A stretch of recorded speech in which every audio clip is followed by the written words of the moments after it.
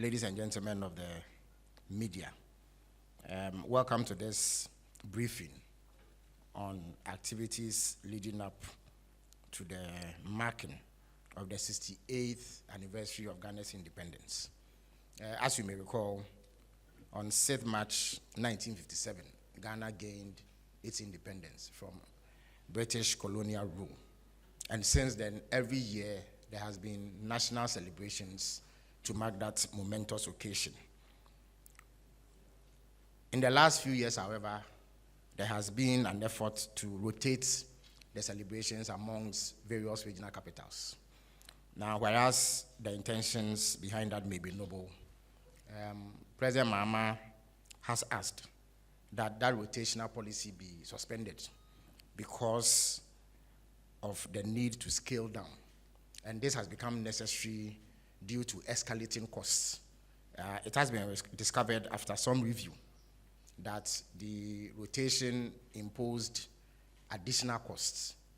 And therefore, at a time when our national budget is severely constrained due to economic difficulties, it was not going to be sustainable to keep rotating the national celebrations. Indeed, if I were to put figures on how much it costs to hold these celebrations, you will find that depending on where the celebrations are sent, there is significant cost implications.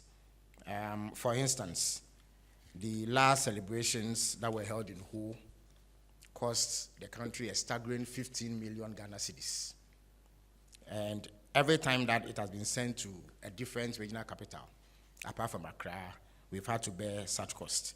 In the spirit of cutting down on government expenditure, on non-essential expenditure, President Mahama has instructed that this rotational policy be suspended.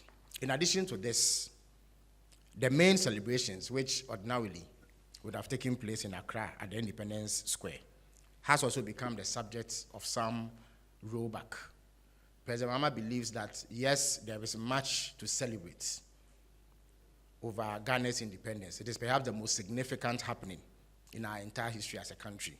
And he acknowledges the need to celebrate this in a manner that befits our status as an independent country. Nonetheless, he is also minded by the parlous state of the economy and the various competing needs and the fact that there are critical sectors of our national life that do not receive adequate or anything near to adequate funding. He believes that at this moment in time, there is a need to reprioritize government expenditure. And one of the areas where savings can be made is this independence celebration. He believes that it is entirely possible to hold modest but significant events to mark this important occasion without breaking the national pace. For that reason, he has decided that this year's celebration will not take on the spectacular form that we have been used to over the years.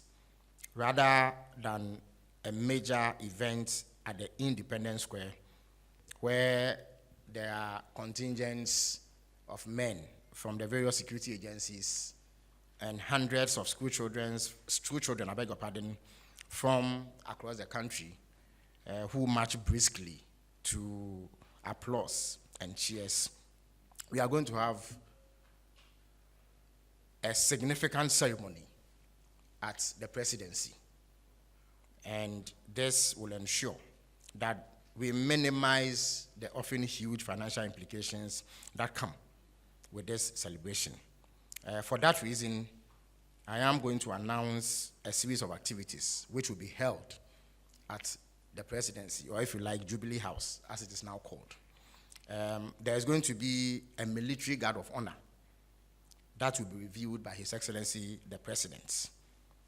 There will also be a cultural performance by 2 groups of basic school pupils. And then what we consider to be an impactful poetry recital by a senior high school student. Chiefs, religious leaders, basic, secondary, and tertiary students, traders, political party representatives, and other sections of society will be in attendance. This event will be complemented or will be heralded by the president's ceremonial address, which then allows him to speak to the nation in a way that draws attention to the significance of the day. Now, this has become necessary once again because of the need to scale back on the escalating costs. So I repeat, rather than a grand ceremony at the Independence Square, there will be a modest ceremony at the presidency. Now, in the coming days, the government's communication office, which hitherto was known as the Information Service Department, will develop a marketing and public relations plan involving the production of digital and audiovisual and print materials to promote the impending anniversary celebrations.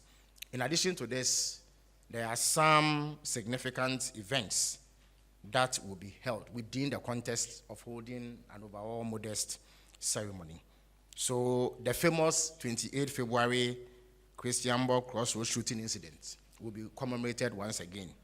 And then the perennial or traditional presidential awards for school children will also take place. Now, it is the belief of government that these activities will be sufficient to uphold the significance of the day and yet enable government cut expenditure in areas that are non-essential. This, once again, has become necessary because of the need to fit all of these things within a constrained budget and refocus expenditure on the most important areas that require government's attention. So that would be a summary of what I have for you today.